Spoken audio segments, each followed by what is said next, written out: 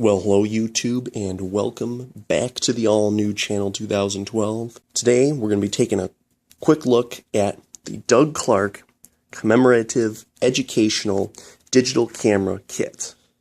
You'll get one of these for free if you attend any Doug Clark educational event meetings as a reward for sitting through the whole thing. So now we're going to go ahead and take a look at what exactly you get.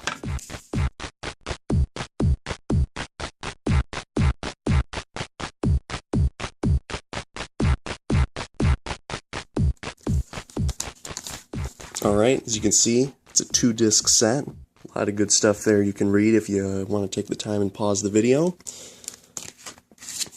Here we go. Disc 1 has the ebook. Smells very nice. Disc 2, free bonus PDF guides.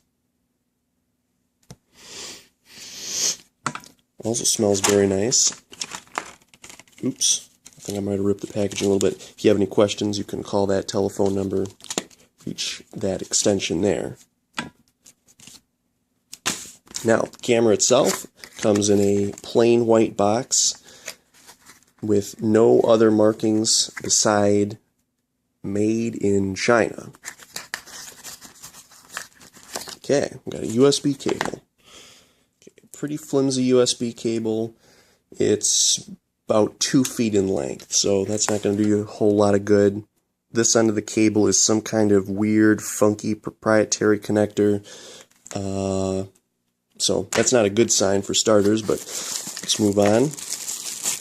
Here we go. Got premium quality plastic bag packaging there. Here's the camera itself.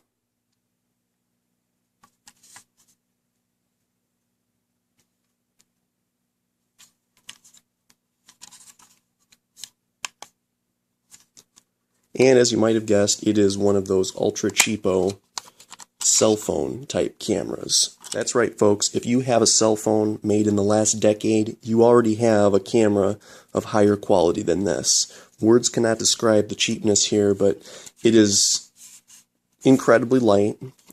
Just to give you an idea, if you put batteries in this, it will more than double in weight instantly. Speaking of batteries, to use it, looks like you put 2 AAA batteries in the battery compartment here.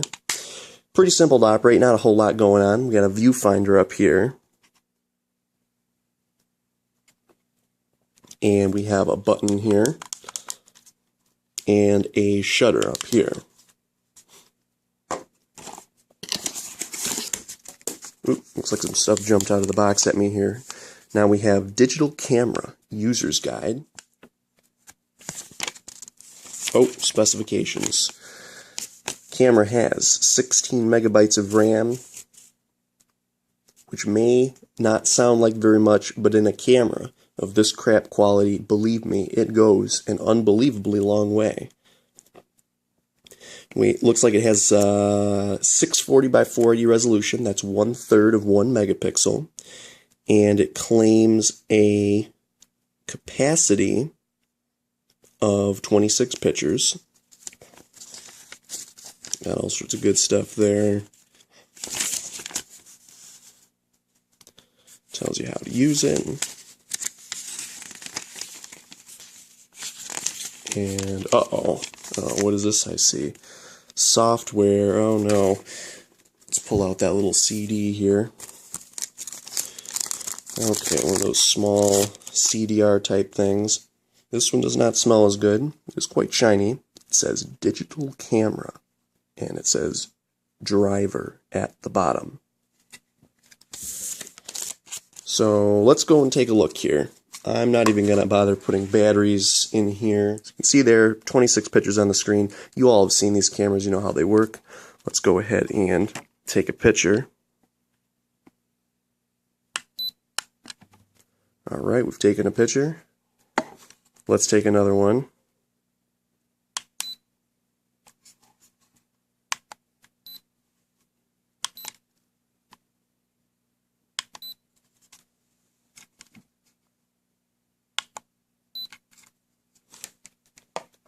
Wonderful. Now I'm going to see if I can actually get the pictures back off of this camera. Okay, now after plugging this thing into the computer and playing around with it a bit, now I kind of start to remember these things. This, at its heart, is the JL2005A camera. Now, I had one of these when I was in elementary school, and it was in a little bit different form factor, but it was the exact same thing. It was as big of a piece of crap then as it is here today, and I can't believe they still make them. Even greater was my surprise when I found that there is actually a 64-bit driver for this to work in Windows. That said, it still uses the exact same software. That silly, cheesy, purple rectangle thing that I remember it using when I installed this with a Windows 98 computer all those years back. So it's funny how things change sometimes and other times they stay the same. While we're on the topic of those JL2005A cameras, I thought I'd make a few interesting observations about my old one that I was talking about. As you can see here, it's pretty similar. On the side, though, instead of that funky proprietary thing, it just has another one of these USB ports, and the cable that it comes with just has a standard male USB connection on both ends. Kind of confusing, but it is what it is. Also, in this one, you cannot use it with batteries, because if you do, it will work for a brief period of time, and then the battery compartment will start to get very, very, very hot, and the camera will also stop working at this time, and it will even begin to smell like smoke when this happens. If it does, you should take the batteries out. As you can see on this old model here, there's a screw securing the battery door. It doesn't really need to be there, but it's there. On the Doug Clark JL2005A camera, there is no screw, so that if the camera does get very warm and begin smoking, you can easily remove the batteries before a fire is started. That said, it's a piece of crap. I don't recommend you pick one up. I mean, these cameras are the kinds of things where you'll just see them lay on the ground, and they're so bad that you will walk on the other side of the street to avoid having to look at it, and to avoid the risk of your peers pressuring you into picking it up. So, a lot of good stuff here from our friend Doug Clark. Hope you found today's video entertaining and informative, and be sure to stay tuned to the all-new Channel 2012 for the latest in reviews, guides, food, computers, general around the house, and other high-quality, high-definition uploads. Thanks for watching.